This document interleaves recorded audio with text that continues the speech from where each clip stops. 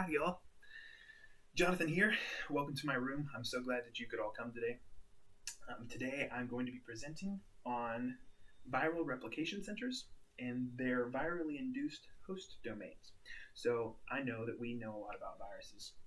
Everyone who's been through the CFHS program knows the basic steps, but I really wanted to know a little bit more than that. What do viruses do? How do they work to replicate in their hosts?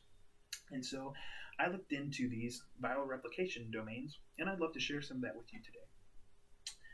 So, as many of us know, viruses are protein-wrapped nucleic acid composites which require a host cell in order to replicate. And that's what we're going to look at today, is how that replication actually occurs. So, viral replication, or what I'll call rep centers, are essentially reorganized host domains which give the virus an exceptional way of replicating. So it is host material. Viruses usually keep their genomes down to minimum, and they will repurpose or take over the proteins and the mechanisms inside their hosts. So there are basically two types of rep centers, the cytosolic rep centers and the nucleic rep centers, and we'll talk a little bit about both of those today. An incredibly helpful review article by Dr. Melanie Schmid and company from 2014 on replication centers. I found two families of virus which use the cytoplasmic replication sort of center as their main go for it. Those families are Poxviridae and Aspergillidae. So in these families, the rep centers are built around the microtubule organizing center, or the MTOC, in the cytosol. So we know the importance of the MTOC. The MTOC can help its host do intracellular transport, it keeps structural integrity, and it works in cell division. Now, for the virus, these same functions that are good for the host are bad for the virus often. So the virus will take over the MTOC, and it will use it for its own transport, for its own assembly, and ultimately for its own replication. And the funny thing is that at the same time that it's helping the virus, it's hurting the hosts.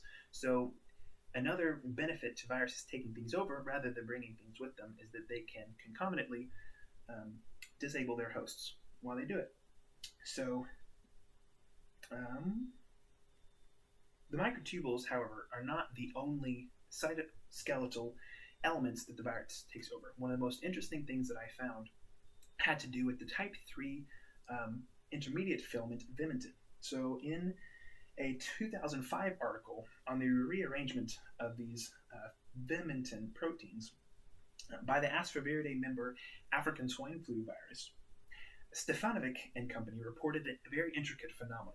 So what happens in these viruses is that by selective phosphorylation of the serine 82 residue by a host kinase, so it doesn't bring this kinase with it, it's a host kinase called kinase 2, and it phosphorylates the serine residue 82 on the Vimentin proteins. And these proteins are then recruited to the MTOC where it's set up its viral replication center, and they form what's called a Vimentin cage. So it's a spherical body of connected Vimentin polymers around the MTOC. Now, the MTOC has the microtubules, but these intermediate filaments are recruited to there by the phosphorylation.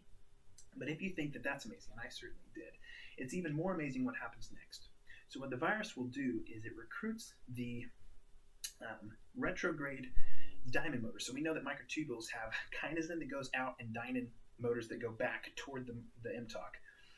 It will take the dynin motors, attach those to sites on the membranes of the ER and the Golgi body, and it actually pulls. So because the dynin motors are going toward the middle, it will pull those membranes around the MTOC and the Vimentin cage. So the Vimentin cage actually serves as a kind of tent structure for the rainfly to be put on. I camp a lot, so that's what I was thinking of. But it's just a cytoskeletal cage, a core, a skeleton, and then they wrap the ER and the Golgi around it. Now, that is amazing, but for the virus, it's actually essential because the virus needs the ER building capacity. It's all of its macromolecule building blocks and its ribosomes, and it needs the Golgi body's transport system in order to function.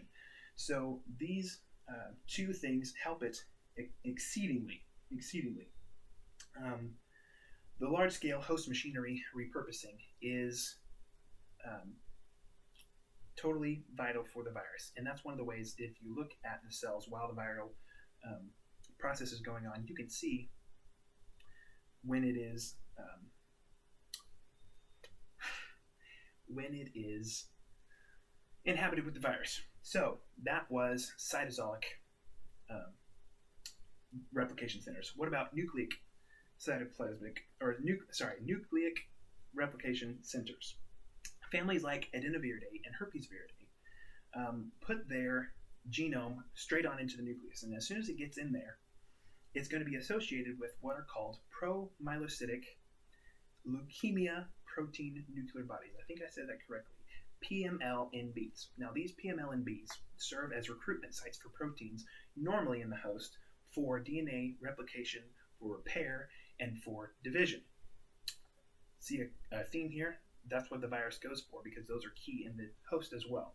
So these PML and B bodies will associate and will pull proteins that the virus needs to replicate straight to the virus, just like a sign. Go help the virus here. That's what the PML and Bs do. And additionally, with those PML and B associations, the virus will form an agrosome-like complex called a virus-induced chaperone-rich domain, or a VICE domain, virus-induced chaperone-rich domain. These domains are very much like aggresomes, like I said. Aggresomes serve as essentially big storage compartments. And what these VICE domains in the nucleus do, they're associated with the PML and Bs. They hold chaperones such as HSC70, lots of chaperones, but that's just one example, as well as the 20S proteasomes and ubiquitinated proteins. Because another thing that the viruses do is they take over the ubiquitination degradation cycles, and they use it to target host proteins that are targeting it. So it attacks the host attack of it and degrades essentially the guns that the host is pointing at it. So nuclear rep sites, they still need the cytosolic rep sites as well. Everything that I said about VICE domains, about PML and Bs, it works really well inside the nucleus, but the virus still needs to egress. So there's normally some kind of cytosolic component with those nuclear components.